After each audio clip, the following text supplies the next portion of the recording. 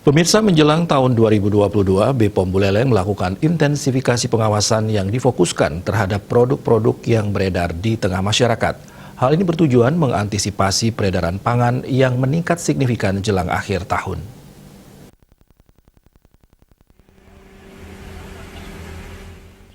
Pengawasan intensifikasi pangan dilakukan serentak di seluruh Indonesia mulai 1 Desember sampai akhir tahun 2021.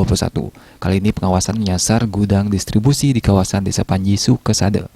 Intensifikasi kali ini lebih fokus kepada produk-produk yang kemungkinan tanpa izin edar, produk-produk yang kemasannya rusak, dan kadaluarsa. Kepala Loka POM Buleleng, Made Eri Bahari, menjelaskan kegiatan kali ini sudah memasuki tahap kelima, baik yang di kawasan Kabupaten Buleleng maupun Jembrana. Dari 16 sarana yang dilakukan intensifikasi ditemukan 8 sarana yang tidak memenuhi ketentuan. Hasil temuan tersebut nantinya akan dikoordinasikan dengan pihak terkait untuk mendapat tindak lanjut. Ini sarana distribusi.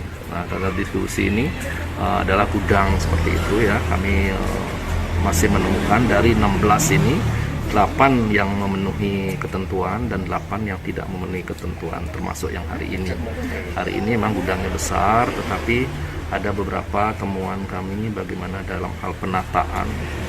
Nah, itu yang masih perlu dibenahi, termasuk juga gudang, izin untuk gudang. Nah, karena terkait dengan izin untuk gudang ini adalah dikaitkan dengan perdagangan dan juga dinas perizinan.